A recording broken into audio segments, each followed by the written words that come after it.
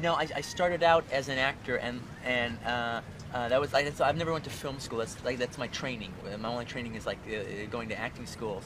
But it was just eventually at a certain point I realized I didn't just want to be in movies. I wanted to make movies. I came to the realization that I am a filmmaker, and I act pretty good. But what I really want to do is make movies. One thing that I've done that I'm like the proudest of everything, all right, is the fact that people talk about, wow, you've had such success and it's just been so overnight and whatever. Well, whatever success I've got has come after like 8 years of just nothing working out. He deserves his reputation as possibly the greatest actor of his generation.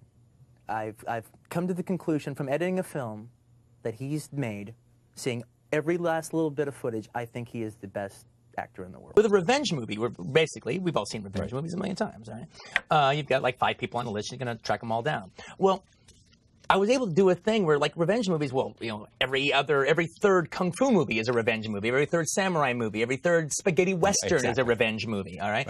So thus, I'm able to deal with all these different subgenres that I love and everything, all in the course of this one story. And each person on her death list, you know, whether it be Lucy Liu's Oren Ishii or Vivica Fox, and like brings the kind of Pam Grier movies into the film. All right, each person kind of represents a different genre. Right. It's the first time since Reservoir Dogs that I came up with an idea like on the spot, and then just sat down and wrote it. You know, even like one of the John Travolta, Uma Thurman story in Pulp Fiction had been in my mind for a long time. Kill Bill had been in my mind for, even Jackie Brown I'd read years before and thought about making a movie of it then. So this was the first time that I came up with a good idea and just sat down and faced the blank page, and 4 months later it was finished. All right, you know, so you have a situation that if you can pull off the lingo, if you can pull off the language, you could survive in enemy territory. You could infiltrate a different army, whether it be Germans infiltrating Americans, or Germans infiltrating the Czech resistance, or people infiltrating the Germans. All right, that was a possibility because of that situation. But it depended solely on language. But even just survival. People's life in Europe at that time, you could live or die by them understanding German. You know, do this. If you don't do it, you get shot and you get kicked off in the ditch if you didn't understand the order. And that happened all the time. And I've always wanted to explore slavery in a film before. But I think actually my real reason to, I've always wanted to explore slavery, but I guess the reason that actually made me put pen to paper was to give Black American males a Western hero, give them a cool folkloric hero that could actually be empowering and actually pay back blood for blood.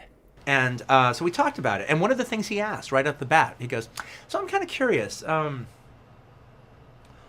why are you interested in exploring this? Because this is not what you do. You take other people's soundtracks and you mix them together in your movies with the different emotions, the way you want them, so they work for that moment and that's it. And you do a very good job with it, and people seem to like it. So why would you want to change? And I go, well, I'm not even 100% sure I want to change, but I want to explore it. But the reason I'm here, as opposed to earlier times, I've just had this little whisper in my ear that says this movie should have a soundtrack that has never been heard before. This movie should have a soundtrack that belongs to it, that is its own type of personality. And that was why we explored it together. And I think I made the right choice. Look, I would love that. I flirted around with it, and I actually think that that sequence is, and when the killers come walking up Cielo Drive, is the closest that I've ever gone to actually doing it. I actually remember my editor, Fred Raskin, said to me, he goes, when he saw the footage from Spawn Ranch, he was like, God damn, Quentin, I didn't know we were doing a horror movie. And he goes, it's like the fucking Texas Chainsaw Massacre when we get to Spawn Ranch. Those kids are freaky as hell.